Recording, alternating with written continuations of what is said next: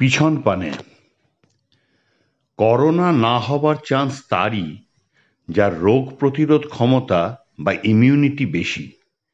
এই ইমিউনিটি কার কতটা আছে তার মাপার কোনো যন্ত্র নেই। আর এটা হলো বাংলা গ্রামারের মতো, আজ চাইলেই বাড়ানো যাবে না, ছোটবেলা থেকে চর্চার বিষয়। তাই ছোটবেলার থেকে এর পেছনে যে নজর দিয়েছে তারই ইমিউনিটি বেশি, মানে করোনা আক্রান্ত হবার সম্ভাবনা কম। ইমিউনিটি কিন্তু সংঘর্ষে বাড়ে, প্রতিকূল পরিবেশে বাড়ে। রাস্তার কুকুরের ইমিউনিটি বাড়ির কুকুরের থেকে অনেক বেশি। এখন দেখা যাক আমরা যারা যৌবন আর পৌরত্বের সীমানায় আছি তারা কেমনভাবে ইমিউনিটি অর্জন করেছি। আমাদের ছোটবেলাটা অন্যরকম ছিল। আমরা প্রথম ইমিউনিটি অর্জন করি মায়ের দুধ থেকে।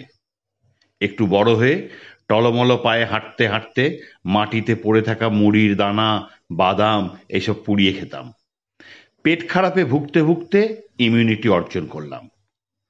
আস্তে আস্তে বাইরের জগতে পা রাখা। না, আমাদের সময় স্কুলে আমরা হেঁটে হেঁটেই যেতাম, ধনী দরিদ্র নির্বিশেষে, পকেটে ৫-১০ পয়সা নিয়ে।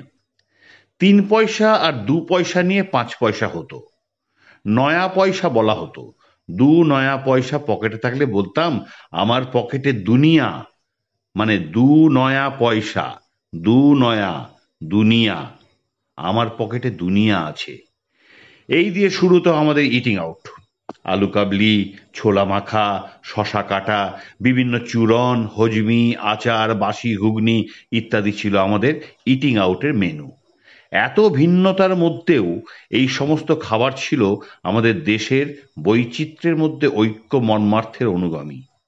এদের মধ্যে একটাই কমন মশলা ছিল, ধুলোর মশলা, গ্রেট ইমিউনিটি বুস্টার। আর একটু বড় হতে গলি ক্রিকেটের কেউ কোকিল দেব, কেউ নার্ভাস্কার, তার নানা নিয়ম, সে নয় স্থানান্তরে লেখা যাবে।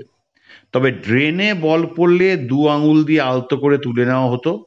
কখনো কখনো আঙুলের ডগাটা একটু সিক্ত হতো বটে, তবে খেলার উৎসাহে তা ছিল নগণ্য। তবে বল তুলে নিয়ে সেটা কখনোই ধোয়া হতো না, ঘাসে মুছে নিয়ে আবার খেলা শুরু। আর বল এর ওর বাগানে গেলে বল ও বাগানে থাকা ফল পাকুড় দুটোই উদ্ধার করা হতো। বলা বাহুল্য, উদ্ধারকৃত ফল আত্মীকরণের সময় হাত ধোয়ার বালাই ছিল না, যদিও একটু আগে ওই হাত দিয়েই ড্রেন থেকে বল তোলা হয়েছিল। এক্ষেত্রে আমরা বাঘ সিংহের নীতি মানতাম। ওরা তো খাবার দাবার সময় হাত ধুয়ে খায় না, দাঁতও মাজে না। এটাও ছিল ইমিউনিটি বুস্টার। ঠেলাগাড়ি স্যাকরিন দেওয়া ক্রিম ছাড়া রং দেওয়া আইসক্রিম ছিল হার্ড ইমিউনিটির বাহক। জল খেতাম যথায় তথায়, তেষ্টা যেখানে পেত সেখানকার জলই খাওয়া হতো। স্কুলের বহুদিন পরিষ্কার না হওয়া ট্যাঙ্কের জল, চায়ের দোকানের শ্যাওলা ধরা হাঁড়ার জল। আর একটু বড় হতে আরো লায়ক হলাম, তখন একটা সিগারেট ৩-৪ জন ভাগ করে খেতাম। ফার্স্ট কাউন্টার, সেকেন্ড কাউন্টার সব বুক করা হতো। একজনের লালা সঙ্গে ভাইরাস ব্যাকটেরিয়া সব আরেকজনের ঠোঁটে সুন্দরভাবে স্থানান্তরিত হতো, আর তার সঙ্গে অজান্তেই হতো হার্ড ইমিউনিটি। হার্ড ইমিউনিটি আরেকটা জায়গা ছিল চায়ের দোকান। ওখানে প্রাইম টাইমে খদ্দেরদের চাপে গ্লাসগুলো ভালো করে কেন মন্দ করেও ধোয়া হতো না। তাই স্বল্প মাত্রায় নানা ভাইরাস ইত্যাদির প্রবেশ মাধ্যম ছিল এই গ্লাস। হার্ড ইমিউনিটির আরেক মাধ্যম ছিল ফুটপাতের ধূপছাঁও হোটেল, মানে খোলা ফুটপাতের ওপর ছেঁড়া প্লাস্টিক টাঙানো, আর তার ছেঁড়া দিয়ে রোদের প্রবেশ, রৌদ্র ছায়ার খেলা।